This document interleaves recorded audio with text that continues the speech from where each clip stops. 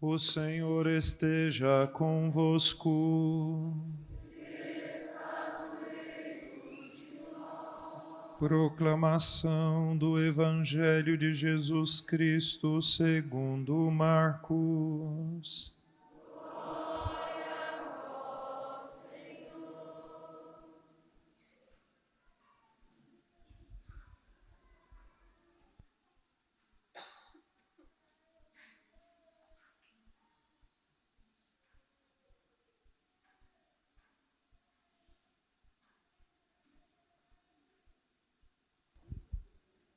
Naquele tempo, Jesus disse à multidão: O reino de Deus é como quando alguém espalha semente na terra.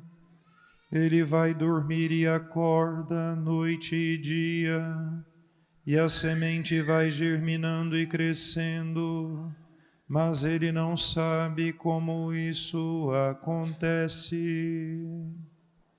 A terra por si mesma produz o fruto. Primeiro aparecem as folhas, depois vem a espiga, e por fim os grãos que enchem a espiga. Quando as espigas estão maduras, o homem mete logo a foice, porque o tempo da colheita chegou.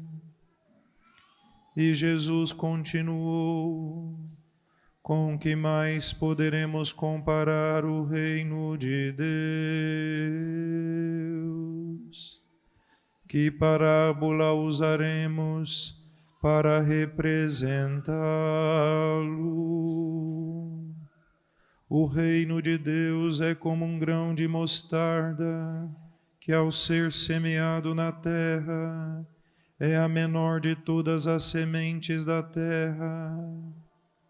Quando é semeado, cresce e se torna maior do que todas as hortaliças, e estende ramos tão grandes que os pássaros do céu podem abrigar-se à sua sombra. Jesus anunciava a palavra usando muitas parábolas como estas, conforme eles podiam compreender, e só lhes falava por meio de parábolas. Mas quando estava sozinho com os discípulos, explicava tudo.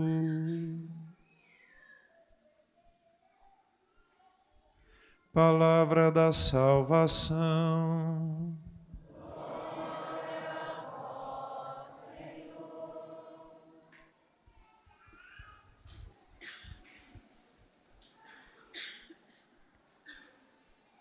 Meus caros irmãos, hoje eu queria voltar à meditação do Evangelho de São Marcos. Digo voltar porque na semana passada eu preferi refletir sobre a segunda carta de São Paulo aos Coríntios, que é aquela que nós estamos ouvindo na segunda leitura. O capítulo que nós ouvimos é o capítulo 4, ou um trecho, na verdade, do capítulo 4. Se a gente tomasse a Bíblia, que é onde está o texto todo, né, e olhássemos para trás, ou seja, ouvíssemos o que veio antes, a gente ia ver que o Evangelho começa, vamos dizer assim, indicando o início da pregação de Jesus. Depois Jesus escolhe os 12 apóstolos e logo em seguida, claro, eu estou fazendo muito todo mundo resumidamente, né? Logo em seguida ele começa a ensinar. O texto, inclusive, deixa isso bem claro. E Jesus começou a ensinar. E aí Marcos vai reportar uma série de parábolas que Jesus conta, que era um modo costumeiro que ele tinha de ensinar. Porque as parábolas eram tiradas do ambiente, podemos dizer assim, normal, comum daquelas pessoas, um ambiente pastoril, das colheitas, o ambiente das plantações, imagens muito comuns para o povo de Israel. E como eram histórias muito simples, se tornava fácil, inclusive, de compreender o sentido mais profundo dessas parábolas, né? Então, Jesus começa a contar parábolas. E estas primeiras parábolas que ele conta estão todas relacionadas à semente ou à plantação, podemos dizer assim. A primeira parábola é aquela mais clássica, que é a parábola do semeador, menos do modo como aparece aqui no Evangelho de São Marcos, né? Então Jesus conta que o reino de Deus é como um semeador que sai a semear sua semente. E aqui é muito interessante porque ele semeia em qualquer terra. Na verdade, ele semeia em terra boa, em terra pedregosa, semeia à beira do caminho, né? Uma vez escutei um bispo, meu amigo, falar, porque antes de ser bispo, nós moramos juntos em Roma, e ele disse uma coisa muito interessante. Ele disse que veio de um ambiente rural da sua terra, né? E que ele ajudava o pai a plantar sementes.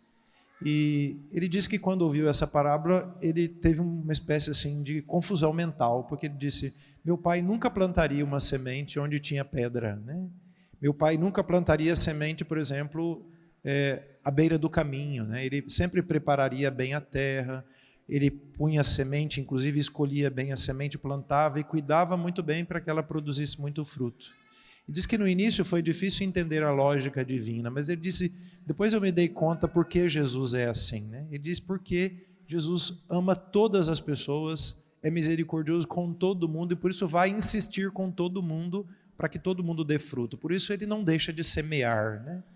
Só que esta parábola, por causa dessas diferentes terras, poderia fazer surgir uma pergunta, né? Será que essa semente vai crescer mesmo e produzir frutos, né? Porque Jesus fala da terra boa que produziu 30, 60 e 100 por um, né? Mas a pergunta é, bom, este reino de Deus semeado assim em tantos lugares, né? De tantas maneiras, será que o reino de Deus vai produzir frutos, né?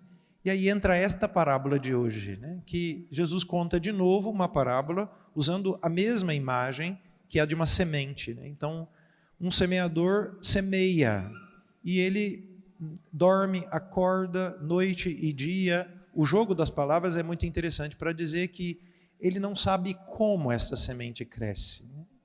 Mas, no final das contas, ela cresce, vem primeiro as folhas, depois a espiga, porque, claro, a imagem mais comum é da semente do trigo, né? Depois vem a espiga, depois o homem mete a foice para colher aquelas espigas de milho, do trigo, né? E colhe a semente plantada, né? E não só isso, Jesus vai dizer que esta semente plantada, que ninguém sabe como ela cresce e produz os seus frutos, ela pode ser comparada ainda a um grão de mostarda, que é muito pequenininho. Não sei se vocês já viram algum grão de mostarda na vida de vocês, mas de fato é muito pequeno, né? Então, um pequeno grão de mostarda depois cresce e se torna uma grande hortaliça, que inclusive os animais vêm. Jesus é até hiperbólico, né? Os passarinhos vêm fazer seu ninho debaixo dela, né? Então Jesus hiperboliza para dizer, né, que esta semente muito pequena plantada, que nós não sabemos como ela cresce, porque é assim, né? Se você vai lá e planta, sei lá, um milho, feijão, alguma coisa, não tem jeito, se você ficar olhando lá 24 horas por dia, não é que você vai ver ela crescer, né? Você dorme, acorda, o tempo vai passando, e quando você vê, a semente já brotou e daqui a pouco ela está dando fruto. Ela não só é assim, mas como essa semente, por menor que seja, no fim ela se mostra muito exuberante, né? Então, Jesus está querendo dizer duas coisas com esta parábola para responder aquela pergunta sobre, será que a semente vai crescer, né? Então, a resposta é dupla, né?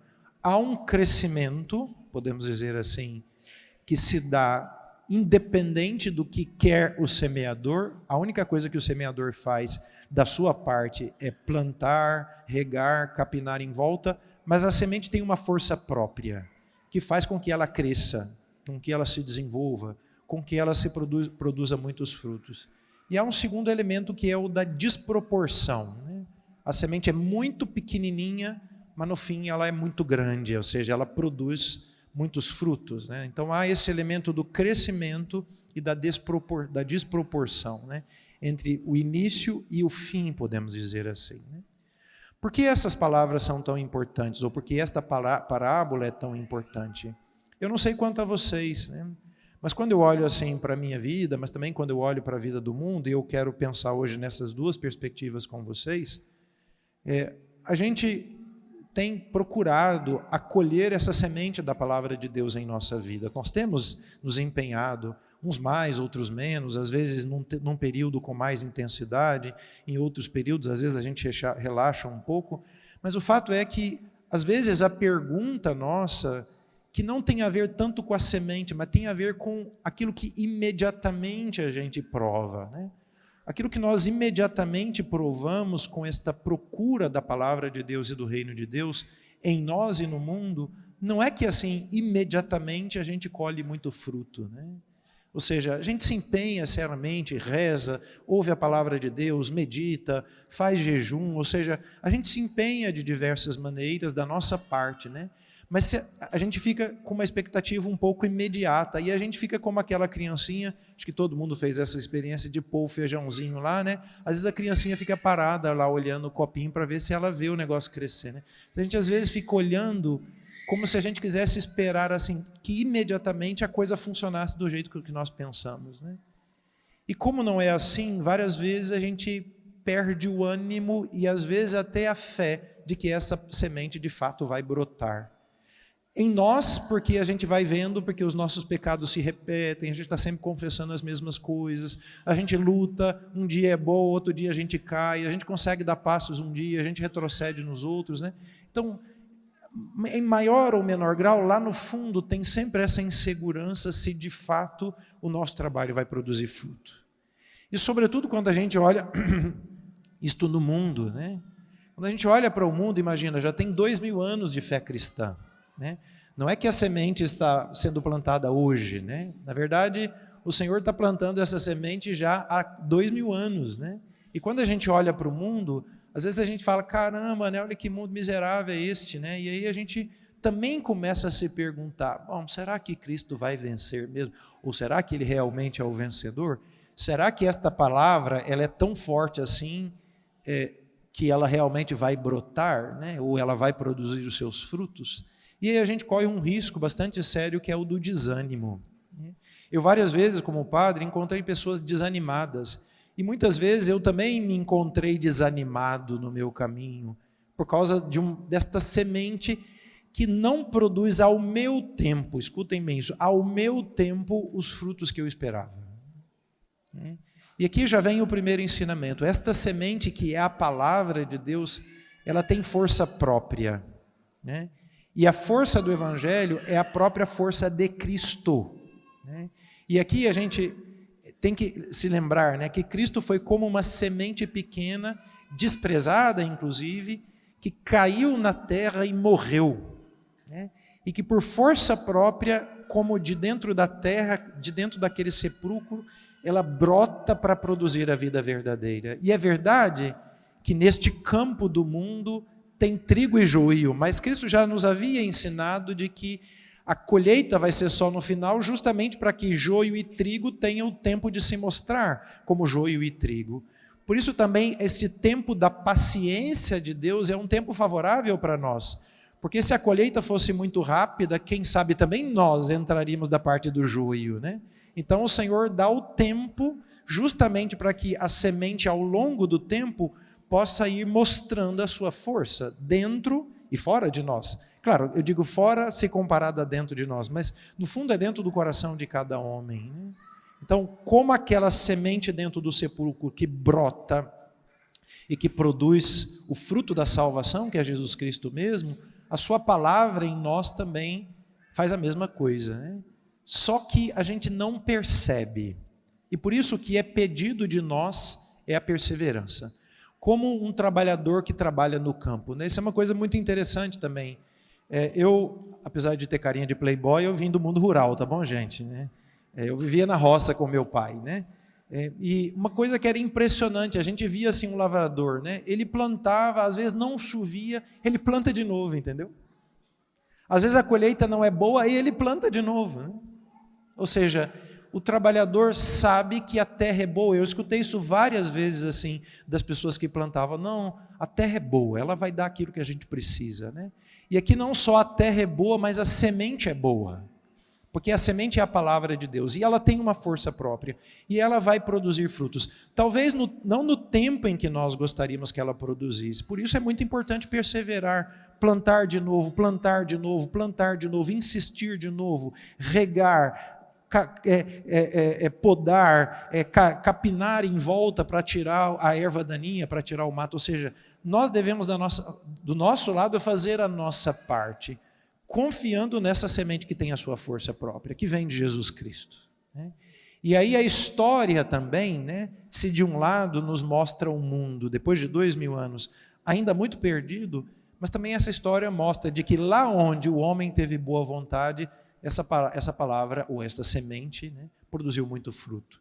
Isto também a história é inequívoca. A quantidade de homens e de mulheres e de realidades que foram transformados pela palavra de Deus é enorme, enorme. E os santos são a grande prova disto. E depois também a gente precisa acreditar nesta desproporção. Às vezes, no início, realmente é muito pequenininho. Às vezes o Senhor faz a gente ver uma pequena semente. Mas aí, de novo, vem a necessidade da perseverança. Cristo vai dizer em outra parte do Evangelho que só aqueles que perseverarem no fim serão salvos. Porque, na verdade, o fruto bom dessa palavra não se colhe imediatamente. Demora tempo.